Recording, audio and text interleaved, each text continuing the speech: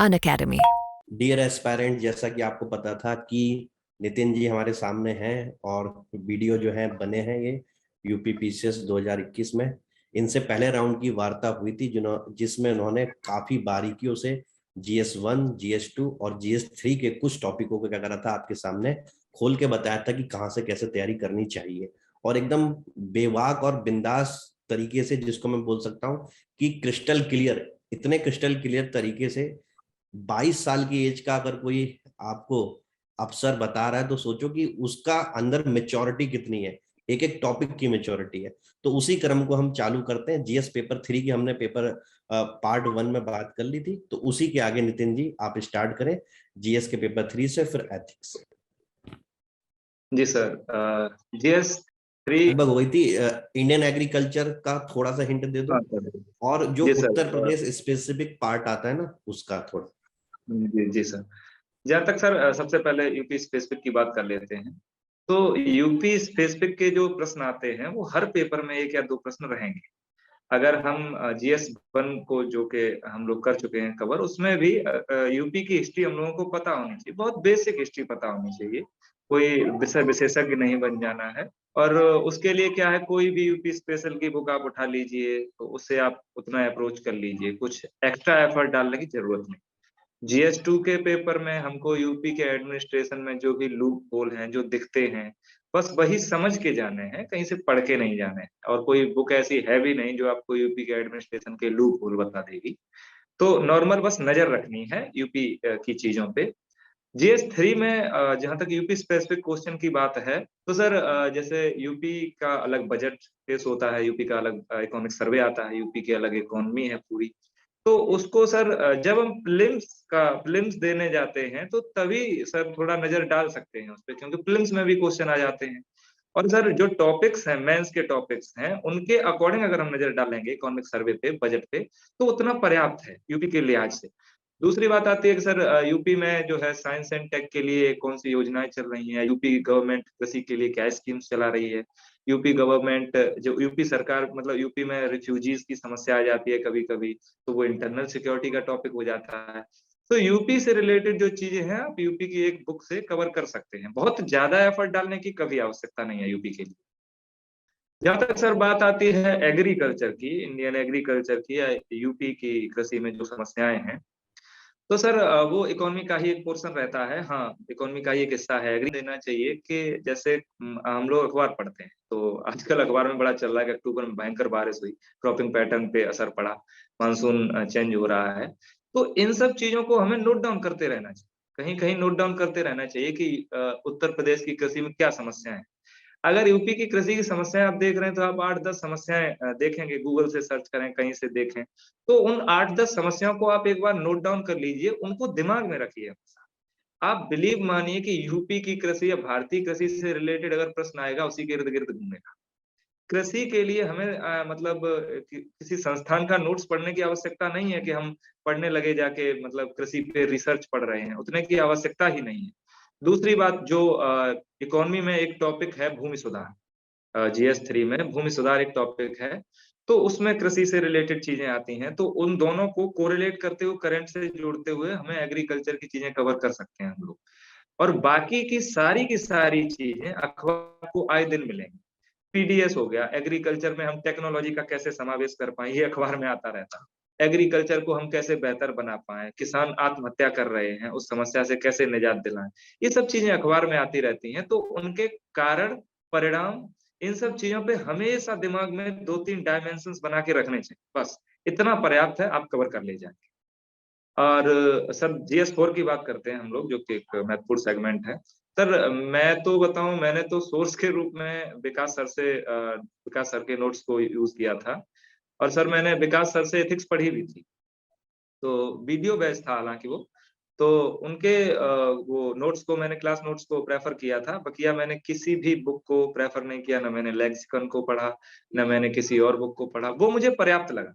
और सर किसी भी कोचिंग का नोट्स पर्याप्त होता है, वो दरअसल कहते हैं कि हम जो पढ़ रहे हैं सही पढ़ रहे हैं। तो वो भरोसा नहीं आता है तो वही समस्यात्मक पहेली बन जाती है आगे चल के। तो मैंने सर एथिक्स के लिए विकास सर के नोट्स को फॉलो किया। बाकी का सर जैसे केस स्टडीज आता है, GS4 का अगर हम सारे सेगमेंट्स को देख लें तो उसमें केस स्टडीज का PCS में कम रोल है, लेकिन रोल है, एक रोल तो है, अहम रोल है। तो सर जैसे 2 या 3 केस स्टडीज आ जाते हैं, हमें बस केस स्टडीज की अप्रोच को समझ लेना चाहिए, बाकी केस स्टडीज का उत्तर सब लोग एक जैसा ही लिख के आते हैं। मतलब हर बार, मैं तो 2 बार दिया हूँ, इस बार भी मैंने 2022 का मेंस लिख के आया हूँ। हर बार उन लोगों का एक ही तरीका है कि आप एक लोक सेवक हैं और आप खड़े हैं एक भीड़ में और भीड़ आप पे हिंसक हो चुकी है, या कोई मंत्री जी आ रहे हैं, आपको उन्हें बचाना है, आप क्या कदम उठाएंगे, इस स्थिति में आप क्या करेंगे? तो हम क्या ही कदम उठा सकते हैं? सीधी सी बात है, हम फोर्स को अलर्ट पे रखेंगे ताकि वो भीड़ हमला न कर दे, हम उन्हें कन्विंस कन्विंस करेंगे, हम उनका अनुनयन करेंगे। परसुएशन एक टॉपिक है, उस टॉपिक से जोड़ दो। जो मूल्य हैं सिविल सर्वेंट्स के, आधारभूत मूल्य हैं जो, तो उनका हम यूज करेंगे। हम उस समय परसेवरेंस दिखाएंगे, हम उस समय फोर्टिट्यूड दिखाएंगे। तो वही सब उत्तर की अप्रोच सबकी एक जैसी रहनी है, बशर्ते सवाल ये है कि आपको पेपर पूरा करके आना है विद इन टाइम, ठीक ठाक शब्दों के साथ। बस इतना ही कर सकते हैं, इससे ज्यादा कुछ हो नहीं सकता है सर। बाकी एथिक्स का जहां तक प्रश्न है सर, तो एथिक्स में वो लोग 3 4 बार परीक्षा ले चुके हैं मेंस की, PCS 2022 को भी इंक्लूड कर लिया जाए, तो वो लोग सिलेबस की लाइंस को, मैं फिर बोल रहा हूँ सर, सिलेबस की लाइंस को उठा के एज इट इज पूछ देते हैं। आप 2018 से 2022 तक का देख लीजिए, अनुनयन क्या है, इसकी क्या विशेषता है, आप अनुनयन का कैसे प्रयोग करेंगे, सिविल सर्विसेज के लिए क्या मूल्य होने चाहिए, बताइए इंटीग्रिटी एंड एप्टीट्यूड में क्या अंतर है, इंटरेस्ट में और एप्टीट्यूड में क्या अंतर है, ऑनेस्टी इंटीग्रिटी में क्या अंतर है, सहिष्णुता प्रतिबद्धता में क्या फर्क है। तो जो मूल्य हैं उनकी एक सोर्स है, आप जो भी सोर्स यूज करें, इट डिपेंड्स ऑन यू, उसमें कोई कंसर्न की बात है नहीं इतनी।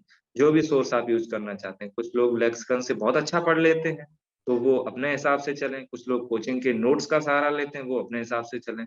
शर्त ये है कि एथिक्स की जो टर्मिनोलॉजी है, एथिक्स की कुछ एक मानक शब्द हैं एथिक्स के, उन शब्दों का यूज करना सीखना पड़ेगा, उन शब्दों को बढ़िया से डालना। हर पेपर के हर एक क्वेश्चन में वो शब्द झलकने चाहिए। ईमानदारी, सहिष्णुता, प्रतिबद्धता, कर्मठता, कर्तव्य परायणता, ये सब चीजें आनी ही चाहिए उत्तर। नहीं आ रही हैं तो आप लूपहोल छोड़ दे रहे हो। तो सर उसमें क्या है, एथिक्स के लिए मैं कंक्लूसिव वे में बोलूं तो हमें सिलेबस की लाइंस को टू द पॉइंट ध्यान में रखना है, उसी के अकॉर्डिंग ओल्ड ईयर पेपर्स को देखना है, और बस ये करना है कि हर डायमेंशन पे मेरे पास 200 शब्द होने चाहिए लिखने के लिए। एथिक्स और एथिक्स खासकर हिंदी माध्यम वालों के मार्क फैचिंग सब्जेक्ट है, बहुत किया जाता है। GS2, GS3, GS4 हो गया, ठीक है। जी इन सर। सब में मैंने एक आपकी शुरुआत में कॉमन जो हमारा पहला वीडियो था, दोबारा मैं अपने जो है व्यूअर्स और दर्शकों को बता दूं कि इस वीडियो का पार्ट 1 जो है ऑलरेडी है, आप पहले उसको देखें फिर इसको देखें, या अगर इसको देख भी लिया है तो उसको जरूर देखें, क्योंकि उसमें GS1, GS2, GS3 पे डिटेल चर्चा की गई है। तो वहां पे नितिन ने एक शब्द यूज करा था कि जो हिंदी माध्यम वाले बच्चे हैं वो इंग्लिश माध्यम का मैटर नहीं पढ़ना चाहते हैं, इंग्लिश के सोर्स नहीं पढ़ना चाहते हैं, अखबार की बात करूं तो द हिंदू नहीं पढ़ना चाहते, इंडियन एक्सप्रेस नहीं पढ़ना चाहते। तो इस मीडिया एक्सप्रेस से दूरी बना ले, या कुछ ऐसा उपाय जो आपने किया हो। मेरे पास तो है एक उपाय, लेकिन मैं आपके मुंह से सुनना चाहता हूँ कि आप क्या उपाय देते हो। सर जहां तक इस परीक्षा का प्रश्न है, तो अगर हम पिछले साल के यूपीएससी या पीसीएस के कैसे भी टॉपर्स देख लें, विशेषकर हिंदी माध्यम के, तो उसमें निश्चित तौर पे कुछ टॉपर्स ऐसे मिल जाएंगे जो द हिंदू नहीं पढ़े, जो इंडियन एक्सप्रेस नहीं पढ़े हैं। लेकिन हाँ, हिंदी माध्यम के ऐसे भी टॉपर्स मिल जाएंगे जो द हिंदू पढ़े हैं, इंडियन एक्सप्रेस पढ़े हैं, मिंट पढ़े हैं। सबसे पहला और सबसे बेहतरीन तरीका सर यही है कि हर किसी को प्रयास करना चाहिए कि आप इंग्लिश में सहज बने। इंग्लिश में सहज बनना एक जरूरत है, एक आवश्यकता है, और बनना ही चाहिए। लेकिन फिर भी अगर आपको लगता है कि आप उतने अच्छे से द हिंदू का एडिटोरियल नहीं समझ पा रहे हैं, द हिंदू के आर्टिकल्स को नहीं पढ़ पा रहे, इंडियन एक्सप्रेस नहीं पढ़ पा रहे, तो जो दैनिक जागरण का राष्ट्रीय संस्करण है वो भी ठीक है। दूसरा, एक और सबसे बढ़िया तरीका है कि आजकल तो मतलब टेक्नोलॉजी जैसे जैसे बढ़ रही है, बहुत कुछ अच्छा हो रहा है। जैसे दृष्टि आईएएस है, विजन आईएएस, इन साइट इन कोचिंग्स की अपनी एक साइट है, बाबा आईएएस है। तो वो लोग हिंदी में भी साथ साथ इंग्लिश में भी रोजाना के करंट अफेयर्स की महत्वपूर्ण चीजें अपने साइट पे डालते हैं। तो अगर आपको लगता है कि आपने दैनिक जागरण राष्ट्रीय संस्करण पढ़ा और वो पर्याप्त नहीं है, तो फिर कोई बात नहीं, आप उसे पढ़ लीजिए, उससे जितना सीख पाए सीख लीजिए। उसके बाद आप 15 से 20, 20 से 25 मिनट बिता सकते हैं साइट पे। और इसमें कोई बुराई नहीं है कि आप 25 मिनट बेकार करके चले आए, क्योंकि सर 24 घंटे होते हैं, बेकार कुछ करना नहीं होता है। समय अगर आप कुछ पढ़ने में बिता रहे हैं भले फोन पे, तो वो यूटिलाइजेशन ही है और कुछ नहीं। तो उन साइट से आप अच्छी चीजें निकाल सकते हैं। दूसरा ये है कि कुछ जो आजकल तो यूट्यूबर कुछ ऐसे हैं जो जैसे आसान भाषा में समझाते हैं। तो अगर आपको लगता है आपको समझ नहीं आ रहा, तो आप द हिंदू रख लीजिए और आप उनका समझ लीजिए। लेकिन सबसे बेहतरीन सर जो उसका हल है वो यही है कि इंग्लिश में सहज बनिए। क्योंकि एक द हिंदू ठीक है, आप नहीं भी पढ़ेंगे, इंडियन एक्सप्रेस नहीं भी पढ़ेंगे, अगर आपको आवश्यकता पड़ गई कि GS3 का कोई टॉपिक हमें इंग्लिश में ही मौजूद है गूगल पे भी, तो आप क्या करेंगे? तब तो पढ़ना ही पड़ेगा। तो सहज बनना सिविल सर्वेंट होने की एक अपरिहार्य जरूरत है और बनना चाहिए। बिल्कुल सही जवाब दिया आपने कि सहज बनना जरूरी है। एक कोई हमें ऐसा कि नफरत नहीं करनी चाहिए कि इंग्लिश के मैटर जी से, बिल्कुल ठीक नहीं। है। और जैसे कि इसी पे एक क्रॉस अगर मैं क्वेश्चन करूं कि अगर हम हिंदी माध्यम से पढ़ रहे हैं तो क्या हमारे जी नोट्स सर। की क्वालिटी पे असर पड़ेगा, या हिंदी माध्यम नोट्स से हमारी मतलब रैंक लगेगी कि नहीं लगेगी? बच्चों के अंदर रहता है कि सर अगर हम इंग्लिश से GS 1 2 3 4 लिखते तो हमारी इंटरव्यू की कॉल आ जाती। ये बहुत बड़ा भ्रम है सर, मुझे तो नहीं लगता है। और जहां तक इस प्रश्न का प्रसंग है, तो सर मैं बहुत ज्यादा अनुभवी तो नहीं हूँ, लेकिन हाँ मैंने यूपीएससी के टॉपर्स का बहुत अच्छे से एनालिसिस किया है। और कंक्लूजन यही निकलता है कि अगर किसी को ये लगता है कि वो हिंदी में न होके इंग्लिश में लिखे होते तो वो कुछ बन ही जाते, ऐसा तय है, तो ये इससे ज्यादा भ्रामक तथ्य कुछ और नहीं हो सकता है। जिस भाषा में आपका मन काम करता है, आप जिस भाषा में पढ़े हैं, दरअसल वहां पे इतनी तेज लिखना पड़ता है सर, फ्रेमिंग के साथ, अच्छे शब्दों के साथ। वहां पे अगर आपको एक लाइन के लिए भी ये सोचना पड़ गया कि अब यहाँ पे सही शब्द कौन सा होना चाहिए, तो हो गया मेंस, फिर नहीं होने वाला है मेंस, वहां से गड़बड़ हो जाएगा। सर सवाल ये है कि हिंदी माध्यम के भी अगर आप हैं, आपकी हिंदी अच्छी होनी चाहिए, अच्छे शब्दों का प्रयोग कीजिए। अब आप हिंदी ही ऐसी लिख रहे हैं कि लग रहा है कि आप मतलब पुराने जो अपभ्रंश के कवि थे उनकी तरह हिंदी लिख रहे हैं, फिर कैसे होने वाला है?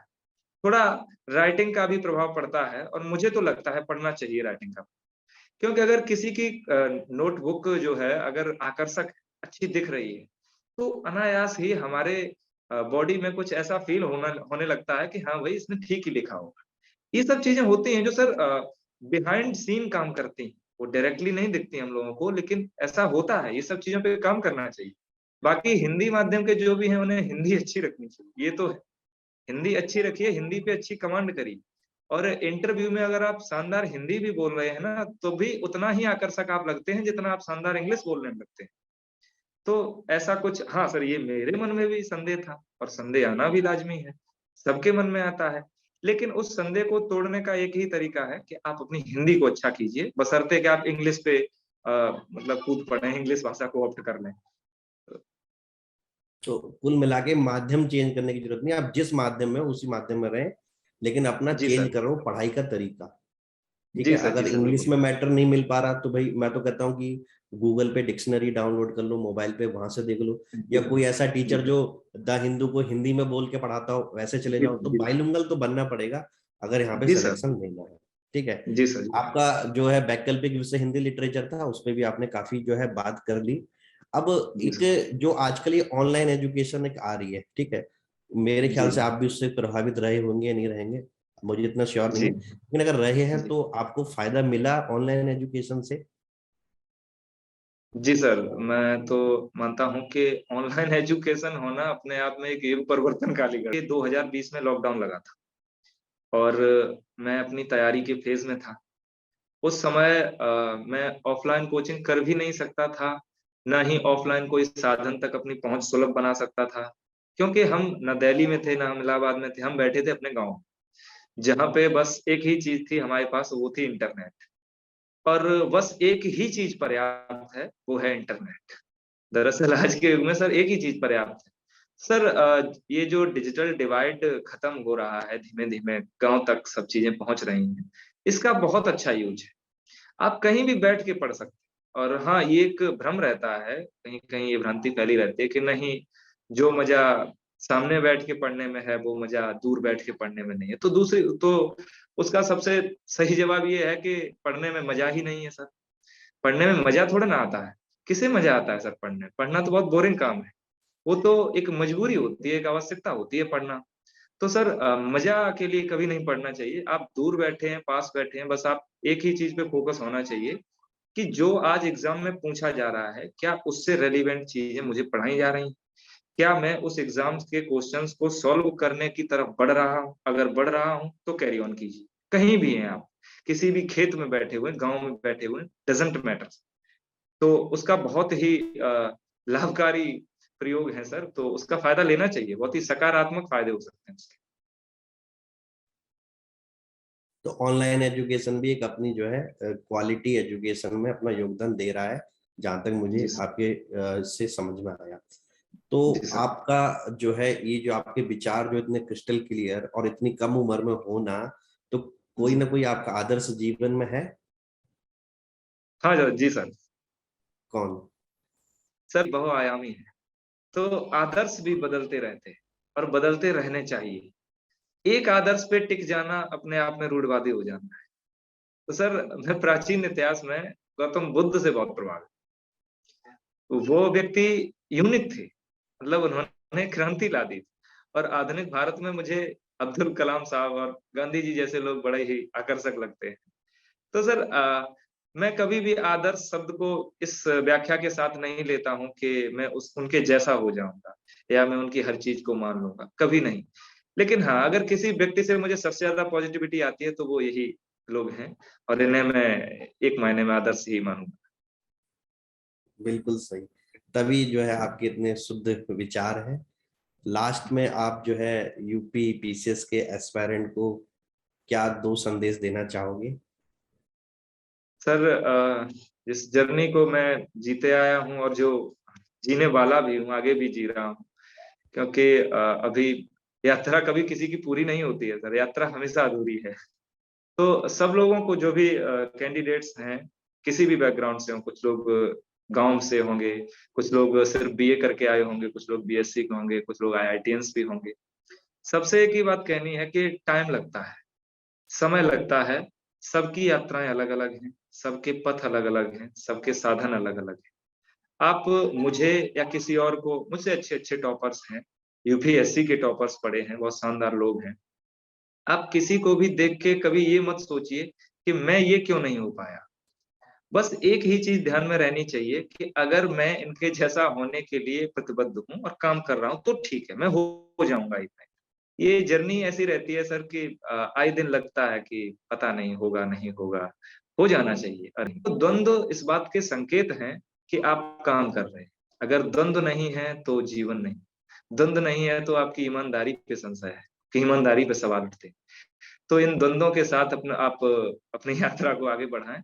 बस स्ट्रेटजी सही रखिए, ओल्ड ईयर पेपर्स पे विशेष ध्यान दीजिए, और जो आपके आसपास घटित हो रहा है उन सब चीजों के प्रति भी सचेत रहिए।